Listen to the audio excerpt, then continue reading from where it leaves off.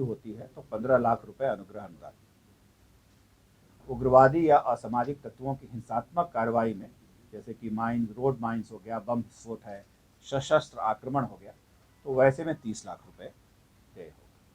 स्थायी विकलांगता यथा यंग अंग भंग, अंधापन इत्यादि होने पर 7.5 लाख रुपए देय होंगे।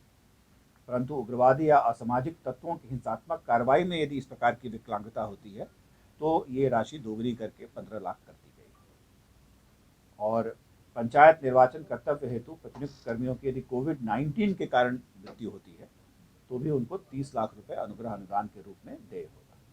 और जिसके लिए डिस्ट्रिक्ट इलेक्शन ऑफिसर, जो डिस्ट्रिक्ट मजिस्ट्रेट होते हैं, उनकी स्पष्ट अनुशंसा प्राप्त होगी कि ये कोविड से ही इनकी मृत्यु हुई है, तब ये राशि दी जा सकेगी।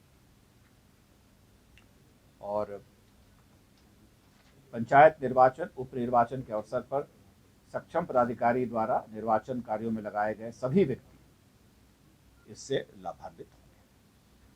होमगार्ड वगैरह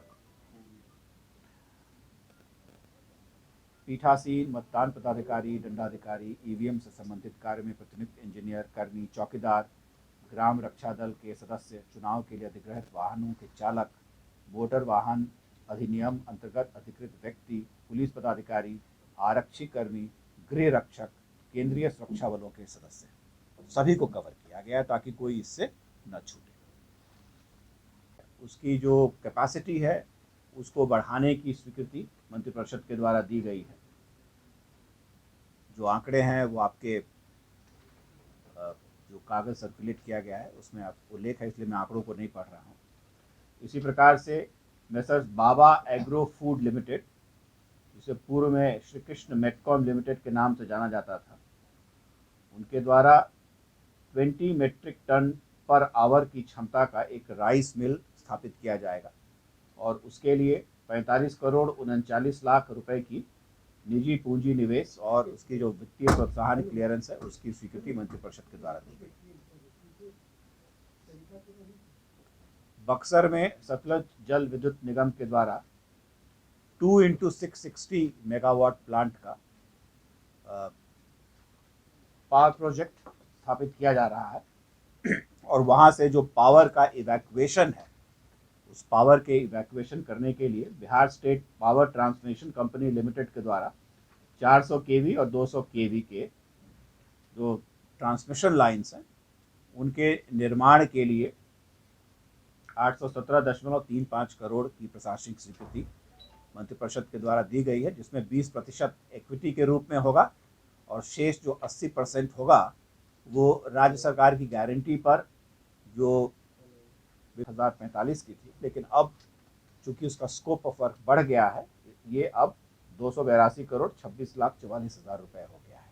तो उस पर भी आज मंत्रिपरिषद के द्वारा स्वीकृति दी गई। तो ये आज के कुल 35 मामले थे जिस पर मंत्रिपरिषद के द्वारा स्वीकृति दी गई है। यदि आपके पास कोई प्रश्न होंगे तो हम उसका जवाब देना सर 16 नंबर बताइए।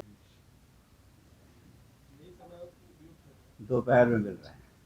आज कुल 35 ऐसे एजेंडा पॉइंट्स है जो मंत्रिपरिषद के समक्ष रखे गए और उस पर मंत्रिपरिषद की स्वीकृति प्राप्त की गई। अनुसूचित जाति एवं अनुसूचित जनजाति कल्याण विभाग के द्वारा कुल 2 प्रस्ताव लाए गए थे। एक है अनुसूचित जनजाति सह शिक्षा कोएड आवासीय विद्यालय पीरपैंती भागलपुर और दूसरा है राजकीय अंबेडकर आवासीय विद्यालय। ये दोनों विद्यालय जो हैं 720 बेडेड कैपेसिटी के हैं और इनका जो पूर्व का जो एस्टिमेट था, चूँकि उसमें 20% से ज़्यादा की वृद्धि हुई थी, इसलिए उस पर पुनरीक्षण प्रस्ताव पर मंत्रिपरिषद की स्वीकृति प्राप्त की गई है। विधि विभाग के द्वारा व्यवहार न्यायालय भभुआ में 20 कोर्ट भवन, 1 हाजत भवन और एम्यूनिटी भवन इत्यादि के निर्माण के लिए कुल 50 करोड़ 69 लाख 62 हज़ार रुपये की जो योजना है उस पर मंत्रिपरिषद की स्वीकृति